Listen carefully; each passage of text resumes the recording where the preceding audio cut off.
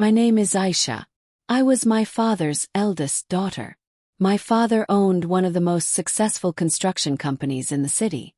It managed projects worth millions, employed thousands of people, and carried a reputation he had spent over 30 years building. I grew up surrounded by that business. From the time I was a little girl, I watched my father pour his heart into every project. After earning my MBA, I joined the company without a second thought. My father would always tell me, "One day, all of this will be yours to protect." I worked with everything I had. Then I met Hamza. He seemed kind, well-educated, helpful, and like someone who genuinely cared about me. We fell in love. Before long we got married. But just 3 months after our wedding, everything began to change. My mother-in-law started visiting the company every other day. At first she simply stopped by for tea. Then she began chatting with the employees. Soon she started making suggestions. "This young man is very talented," she would say. "Why don't you hire him in the accounts department?" A few days later she had another recommendation. "My niece has an MBA. She deserves an opportunity too." Then another. "My brother-in-law's son is an excellent engineer." My father had an incredibly generous heart.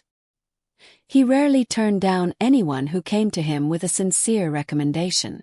Within a single year, more and more people connected to my mother-in-law found jobs inside our company. Something about it didn't feel right. But every time I mentioned it, my husband would smile and say, "My mom is just helping people." So I stayed quiet. I had no idea. This wasn't kindness. It was the beginning of a carefully planned conspiracy, one that was about to swallow my father's entire business. About a year before my divorce, I began to notice that something was changing inside the company. This was the same office where every employee respected my father, a place where promotions were earned through hard work, and decisions were based on merit. But now, every single week there was a new face.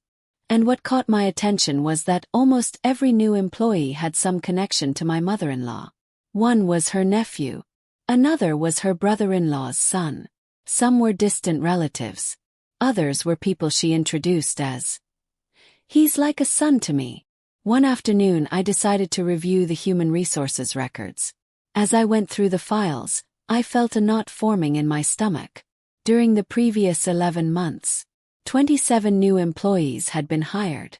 I started reading each name carefully. At first, I told myself it had to be a coincidence. But after checking their backgrounds, my heart nearly stopped. Almost every one of those 27 employees had some kind of connection to my mother-in-law, her relatives, or her close associates. I immediately walked into my father's office. "Dad, how did you let this happen?" He removed his glasses and looked at me calmly. "They all had impressive resumes, sweetheart. Your mother-in-law simply recommended them." I placed the files on his desk. "This isn't just a few recommendations. It's an entire network." He remained silent for a few moments. Then he smiled and said, "I think you're reading too much into it." I didn't argue, because I didn't have proof, only suspicion. That evening I brought it up with Hamza. "Don't you think your mother has become a little too involved in the company's affairs?" His expression changed immediately. "Why do you always drag my mother into everything? Has she ever done anything to hurt you?" I answered quietly, "Not yet. But something feels very wrong." Hamza slammed his hand on the table. "If you accuse my mother again, I won't tolerate it." It was the first major fight of our marriage. That night, he slept in the guest room, and I lay awake until morning. Over the next few weeks, things only became worse. Some of our oldest and most loyal employees began resigning one after another. Their positions were quickly filled by the same group of newcomers. The accounts department changed. The procurement department changed. Project management changed. Even my father's longtime personal secretary was replaced by a woman my mother-in-law had personally brought in for the interview. By then I was convinced None of this could possibly be a coincidence. One afternoon, my old friend Miriam, the company's senior auditor, knocked on my office door. She quietly closed it behind her. Then she lowered her voice. Ayesha, I think someone is controlling this company from the inside. I looked at her in shock. What do you mean? She handed me a file. Several suppliers have been receiving contracts over and over again without any competitive bidding. And every single approval has been signed by those newly hired employees. I opened the file. The first page listed a company I'd never heard of before. Lamine Traders. Miriam looked at me seriously. Do you know who owns this company? I slowly shook my head. She placed the company's registration documents in front of me. The moment I read the owner's name, my hands began to tremble. It was my mother-in-law's own brother. Oh my God, I whispered. For the first time, I realized this wasn't about helping relatives find jobs. It was a carefully planned operation, designed to take control of my father's multi-million-dollar construction business from the inside. Somehow, I knew this was only the beginning. That night, I didn't sleep for a single minute. The file Miriam had given me kept replaying in my mind.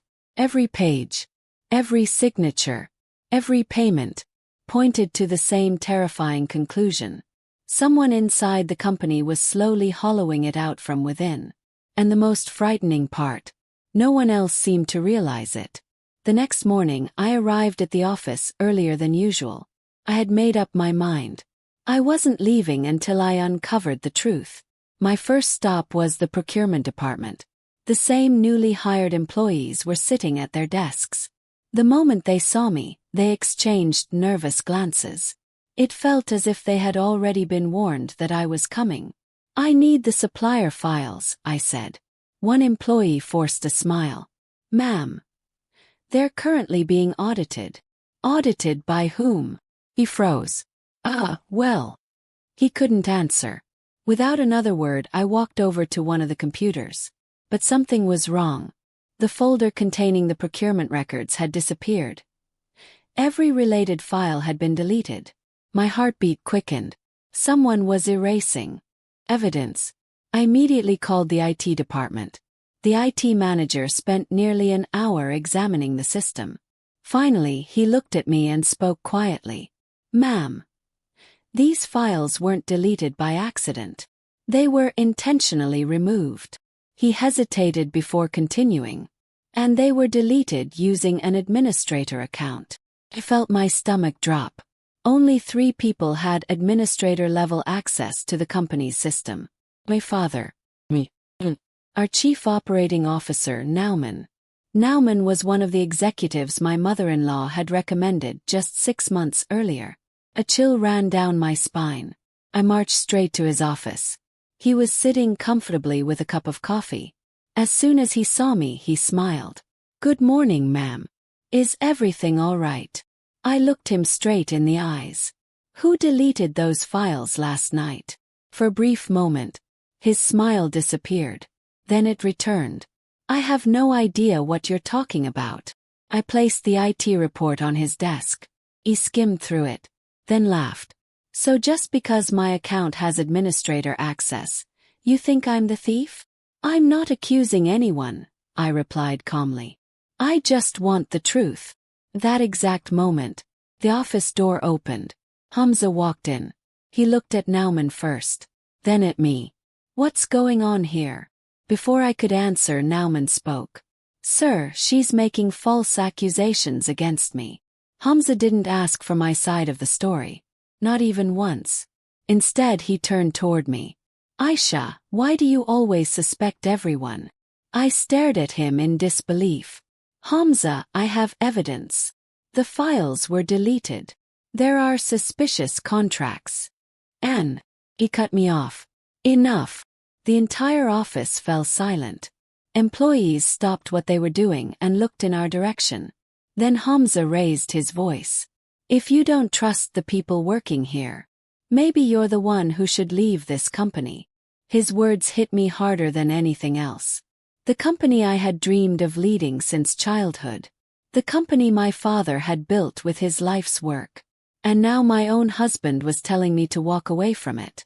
Without saying another word, I returned to my office. A few minutes later, Miriam quietly stepped inside. She looked at my face and gently said, "I heard everything." For the first time, I couldn't hold back my tears. Miriam placed a small flash drive on my desk. "What's this?" I asked. She lowered her voice. "A backup copy of last night's security camera footage. I saved it just in case. And there's someone in that video." She paused before finishing her sentence. "Someone whose face might change your entire world." My hands trembled as I picked up the flash drive. I had no idea that the footage wouldn't just expose Nauman. It would reveal someone. The one person I had trusted more than anyone else. My hands were shaking. I locked my office door from the inside, closed the blinds. Then I inserted the flash drive Miriam had given me into my computer. As soon as the security footage began to play, the timestamp appeared on the screen.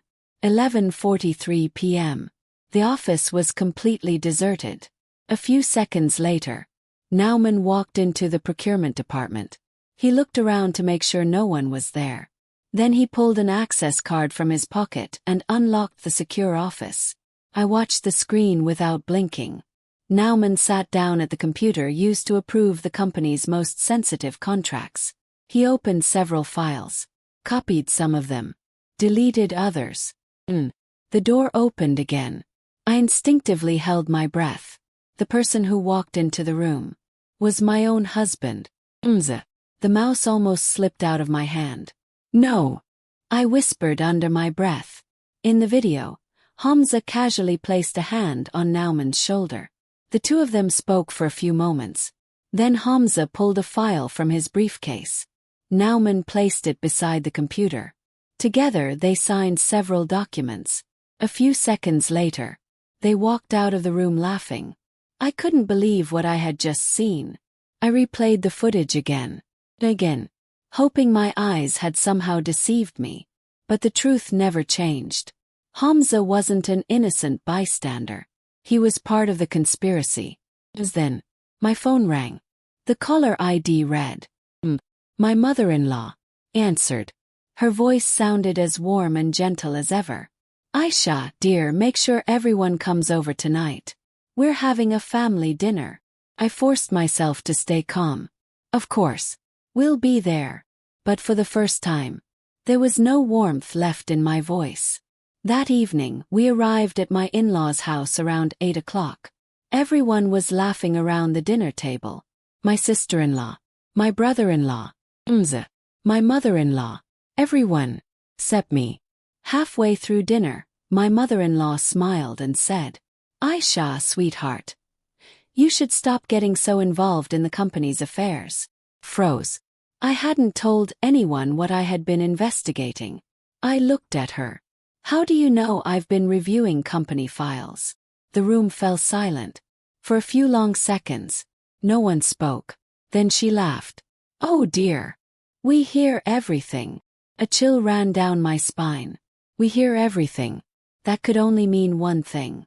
Someone inside my father's company was reporting everything directly to her. For the first time, I carefully looked around the table. Everyone was smiling. For now, all I could see behind those smiles was betrayal. The following morning, I arranged a secret meeting with Mr. Iqbal, the company's head of security. He had worked with my father for 25 years. He was one of the few people my father trusted without question. I showed him the entire security video. He watched every second in complete silence. When it ended, he looked at me and spoke softly. "My child, this isn't the work of just two people. It's an entire network." He paused. "And I'm afraid they're not just stealing money from the company. They're preparing to take control of the board of directors." My heart sank. "What do you mean?" Without saying a word, he placed an old employee registry in front of me. I started reading through the names. Beside each new employee, there was a recommendation. The same name appeared again, and again, and again. Rukhsana Begum. My mother-in-law. I started counting. 1, 5, 12, 11, 27. Exactly 27 employees. One woman. With loyal people placed inside nearly every important department of my father's company. This wasn't simple favoritism anymore. It was a carefully planned corporate takeover. But one question still haunted me. If their only goal was to seize control of the company, why had they arranged for Hamza to marry me in the first place? As if he could read my mind, Mr. Iqbal reached into his desk and handed me a sealed envelope. Someone slipped this under my office door last night. I opened it carefully. There was only one photograph inside. In the picture, my mother-in-law and a well-known corporate attorney were sitting together around a conference table. The file lying open in front of them had a title printed across the cover. Post-divorce share transfer plan. My hands began trembling all over again. And in that moment, a horrifying realization hit me. My marriage had never been about love. From the very beginning, it had been part of the plan. That night, every moment of my life played over and over in my mind. The first time I met Hamza, the way he had made me feel loved. Our whirlwind wedding. Then, my mother-in-law slowly working her way into my father's company. For the first time everything fit together. It wasn't a series of coincidences. It was a plan. I spent the entire night asking myself one question. If this had all been planned from the beginning, what was their next move? The answer came the very next morning. I was on my way to the office when Hamza called. Come home early tonight. Mom wants to discuss something important. His voice was unusually gentle. Immediately I became suspicious. That evening at 7 o'clock, I walked into the house. Only Hamza and my mother-in-law were sitting in the living room. A thick folder rested on the coffee table between them. As I sat down I asked, "What is this about?" My mother-in-law smiled politely and slid the folder toward me. "My dear, sometimes marriages simply don't work out." I opened the folder. The moment I read the first page, my breath caught in my throat. Petition for divorce. For several seconds, I couldn't say a single word. Then I looked at Hamza. Is this some kind of joke? He lowered his eyes. Ayesha, it's better if we go our separate ways. I stared at him. Why? He didn't answer. Instead, my mother-in-law spoke. Because you're too stubborn. You're obsessed with the company. You question everything. Our son can't live peacefully like this. For the first time, I looked directly into her eyes. She wasn't angry. She wasn't upset. She looked completely satisfied. As though she already knew she had won. Then she pointed to the last page of the agreement. Read that part too. I turned the page. As part of the divorce settlement, I would permanently surrender all of my management rights in my father's company. And in my place, Hamza would become the family's permanent representative on the board of directors. My hands went cold. Who wrote this? I demanded. My mother-in-law smiled. Our attorney. I closed the folder. I will never sign this. For the first time, Hamza lost his temper. You don't have another choice. I looked at him. Why not? Without saying a word, he tossed another file onto the table.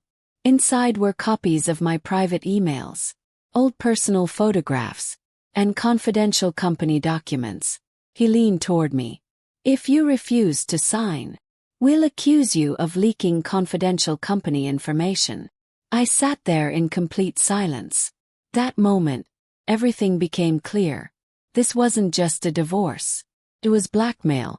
I slowly stood up. I need time to think. My mother-in-law answered immediately. You have 48 hours. After that, it will be too late. Without another word, I walked out of the house. That same night, I drove straight to my father's home. The moment he saw my face, he knew something was terribly wrong. For the first time, I told him everything. The security footage, the 27 employees, the fake contracts, the plan to seize control of the company through my divorce. My father sat silently for several long minutes. Then his eyes filled with tears. My daughter. This is my fault. I trusted people far too easily. He opened the drawer of his desk. From inside, he pulled out an old blue folder. He placed it in front of me. I'm about to tell you a secret. A secret that only 2 people in this company know. I looked at him in confusion. He spoke quietly. The controlling shares of the company aren't even registered in my name. I stared at him. Then whose name are they under? A faint smile crossed his face.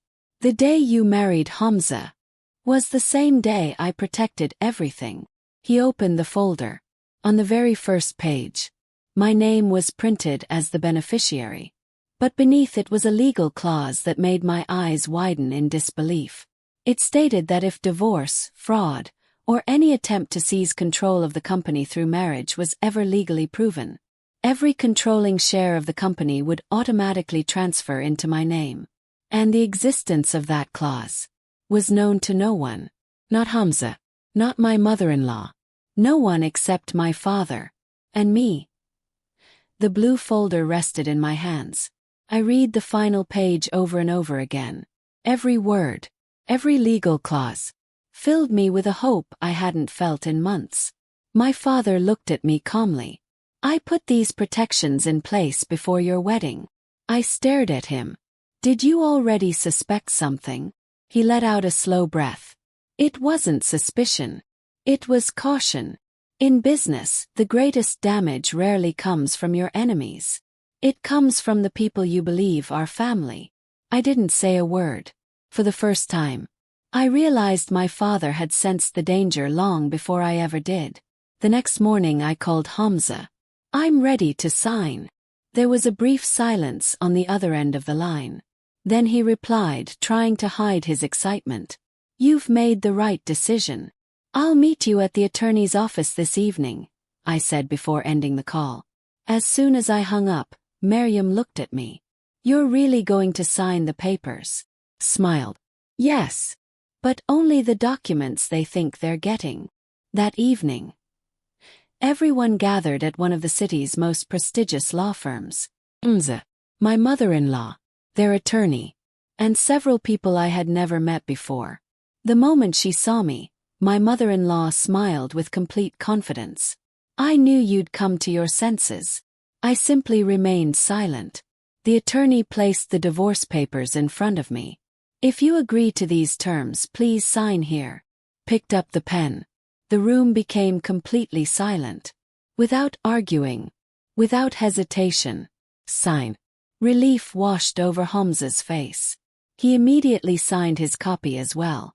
My mother-in-law leaned back with a satisfied smile. She truly believed. She had finally won. The moment the last signature was placed on the papers, the conference room door opened. 4 people walked inside. Senior auditor, forensic accountant, my father's attorney, and a government investigator. The atmosphere changed instantly. My mother-in-law jumped to her feet. What are these people doing here? My father's attorney calmly placed a thick file on the table. Now it's our turn. He opened the first document. Forensic analysis of the company's financial records over the past 18 months. Then another. A complete list of the shell suppliers used in fraudulent contracts. Then a third. A record connecting all 27 employees who were secretly placed inside the company. The color drained from Hamza's face. My mother-in-law slammed her hand on the table. Those documents are fake. Without saying a word, the forensic accountant opened his laptop. The security footage began playing on the screen. The same video, showing Hamza and Nauman inside the office late at night, copying confidential files, deleting records, and altering company documents. The room fell completely silent. For the first time, Hamza looked directly at me. There was no confidence left in his eyes, only fear. Then my father's attorney reached into his briefcase. He removed the same blue folder, the one only my father and I knew existed. He placed the legal document on the table. The divorce has now been finalized. And with that, Clause 14 has officially taken effect. My mother-in-law frowned. What clause? The attorney began reading aloud. If any member of the family is found to have used marriage for financial gain, committed fraud, conspired to seize control of the company, or attempted a hostile takeover, all controlling shares of the company shall immediately and automatically transfer to Ayesha. The room froze. The glass of water slipped from my mother-in-law's hand and shattered across the floor. Hamza shot to his feet. That's impossible. The attorney calmly placed the original registered agreement in front of him. This contract was legally registered 3 years ago. For the first time since this nightmare had begun. Smiled. I looked directly at them and said, "You thought this divorce would destroy me. But instead, it set me free. And it made me the sole legal owner of the company." For the first time, I saw defeat in my mother-in-law's eyes. But this wasn't the end. It was only the beginning. The government investigator closed his file and spoke in a steady voice. And that's not all. In addition to corporate fraud, we've uncovered evidence that millions of dollars were secretly transferred to offshore accounts. Hamza turned toward his mother in panic. For the first time, she had nothing to say. The investigator's words echoed through the conference room. We've also uncovered evidence of millions of dollars that were secretly transferred to offshore accounts. Sweat immediately formed on Hamza's forehead. My mother-in-law quickly tried to regain her composure. That's a lie. You don't have any real evidence. The investigator calmly opened his case file. Oh, we have evidence. Plenty of it. One by one, he laid documents across the conference table. Bank statements, records of illegal payments, registration documents for shell companies, transaction histories from offshore accounts. Every document, in one way or another, led back to the same 27 employees. My father watched everything in complete silence. There was very little anger in his eyes, mostly disappointment. He looked directly at Hamza. My son, I trusted you more than I trusted my own. Hamza lowered his head. For the first time, he had nothing to say. Then, the conference room door opened again. Mr. Iqbal, the head of security, walked in. Behind him stood several senior employees. The very people who had remained silent for months. Mr. Iqbal placed a large envelope in front of my father. Sir, these are signatures from the employees. My father opened it. Inside was a formal petition. It requested that every employee who had been secretly planted inside the company through fraudulent recommendations be suspended immediately while the investigation continued. More than 200 employees had signed it. My father's eyes filled with tears. That moment, he realized something important. Loyalty still existed. It had simply been waiting for the truth. That same evening, an emergency meeting of the board of directors was called. Every board member attended. The investigators presented their findings. The surveillance footage was played. The financial records were displayed. The voting began. The first resolution passed unanimously. Nauman was terminated immediately. The second resolution followed. All 27 employees hired through my mother-in-law's recommendations were suspended pending the outcome of the investigation. The third resolution cancelled every suspicious contract connected to the fraud. Then came the fourth and final vote. The board unanimously appointed me as the company's new chief executive officer. The room erupted into applause. I looked toward my father. For the first time in months, he smiled with genuine pride. But the story wasn't over. After the meeting ended, the government investigator quietly approached me. Ma'am, there's still one problem. I frowned. What problem? He handed me another file. The moment I opened the first page, it felt as though my feet had been nailed to the floor. It was a confidential partnership agreement. There were 3 signatures. First, my mother-in-law. The second, Hamza. And the third, belonged to someone I never expected. The signature of my father's oldest and most trusted business partner, Salim Chaudhry, could barely breathe. "That's impossible," I whispered, the moment my father saw the name. His hands began to tremble. A friendship that had lasted 25 years had become a betrayal in a single moment. And for the first time, I realized our fight had never been limited to my in-laws. The real enemy had been standing much closer to us all along. The moment we saw Salim Chaudhry's name, my father slowly sank into his chair. Disbelief and heartbreak filled his eyes. Salim Chaudhry, the man who had stood beside my father for 25 years. The man who had completed hundreds of construction projects with him. The man my father had always introduced as his brother. After a long silence, my father whispered, "Maybe the signatures were forged." I wanted to believe that too. But the government investigator quietly opened another file. We also ordered a forensic handwriting analysis. He placed the report in front of my father. The conclusion was written in a single sentence.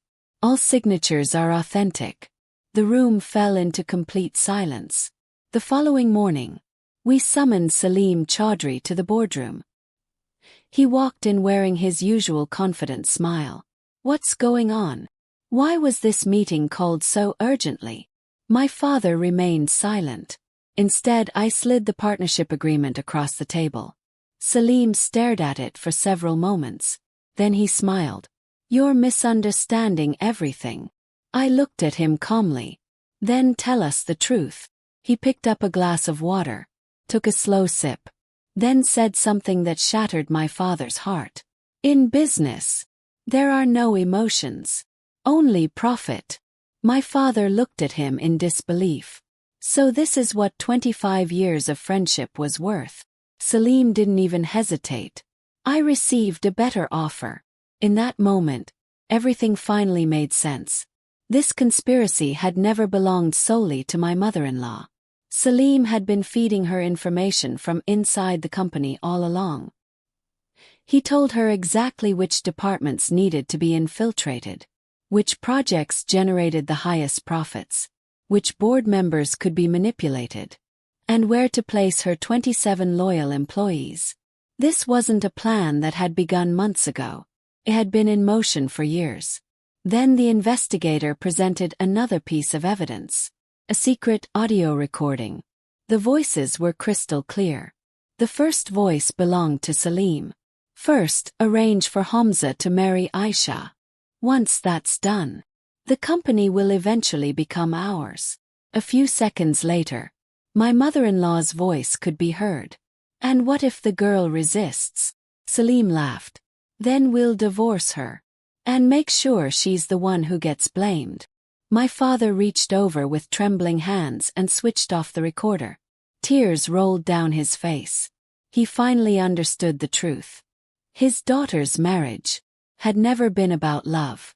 From the very beginning, it had been nothing more than a business strategy. 2 days later, the first court hearing began. Every piece of evidence was presented before the judge. The security camera footage, the bank records, the fraudulent contracts, the secret audio recording, the confidential partnership agreement. Hamza's attorney had very few answers, and far too many excuses. For the first time, my mother-in-law sat in complete silence, and Salim Chaudhry couldn't bring himself to look anyone in the eye. Just before the hearing ended, the investigator asked the judge for permission to present one final piece of evidence. He held up a small USB drive. "Your Honor, this drive contains a video the defendants never knew existed." I stared at him in confusion. "What video?" The investigator looked directly at me before answering. "It was recorded by the one person who mysteriously disappeared after the conspiracy was put into motion." The entire courtroom froze. If that video contained what the investigator claimed, it wouldn't just end this case. It would expose the biggest secret that had remained hidden for years. The courtroom was completely silent. Every eye was fixed on the small USB drive resting in the investigator's hand. The judge nodded. "You may play the video." The lights dimmed. The screen came to life. The recording showed a small conference room. The date in the corner of the screen revealed it had been recorded 3 years earlier. The hidden camera appeared to have been concealed inside either a wall clock or a smoke detector. 4 people sat around the table. My mother-in-law, Hamza, Salim Chaudhry, and Nauman. My heart began pounding. Salim leaned forward and spoke first. "The first phase is complete. All 27 people are now inside the company." My mother-in-law smiled. "Now we only have to separate Ayesha from the business." Hamza leaned back in his chair, completely relaxed. "She trusts me blindly. When the time is right, I'll divorce her. And once she's gone, the company's authority will fall into our hands." Nauman laughed. "After that, her father will be completely alone. The company will practically sell itself." A wave of shock swept through the courtroom. This wasn't merely a conspiracy. It was a carefully designed blueprint. Years in the making. When the video ended, no one spoke. The silence was overwhelming. The judge looked down at the evidence for several moments. Then he turned toward Hamza. "Do you deny the authenticity of this recording?" Hamza lowered his head. He couldn't answer. Neither could his attorney. For the first time, my mother-in-law began to cry. But it was far too late. Several hours later, the court delivered its verdict. Every fraudulent agreement was declared void. The defendants were ordered to return every dollar that had been stolen from the company. Salim Chaudhry, Nauman, and the remaining conspirators were ordered to stand trial on charges of corporate fraud, forgery, and criminal conspiracy. Hamza was found criminally responsible for his role in the scheme. And my mother-in-law, the architect of the entire operation, was sentenced according to the law. As we stepped outside the courthouse, dozens of reporters were already waiting. Camera flashes lit up the afternoon sky. One journalist stepped forward. "What hurt you the most through all of this?" Paused for a moment. Then I smiled. "Money can always be earned again. But once trust is broken, it never returns the way it was." Several months later, our company had fully recovered. The honest employees had returned. Every fraudulent hire had been removed. New transparency policies were put in place. Integrity once again became the foundation of the business. One afternoon during a board meeting, my father stood before everyone and made an announcement. "Effective today, Ayesha will officially serve as the chief executive officer of this company." The boardroom erupted into applause. I looked toward my father. His eyes were filled with pride. That evening, the two of us stood together on the rooftop of the company headquarters, watching the city lights shimmer below. After a long silence, my father spoke. "My daughter, I spent my entire life building this company, but you were the one who saved it." I gently took his hand. "Dad, it was never just a company. It was your life's work, your reputation, and our family's legacy." I looked at the building one last time.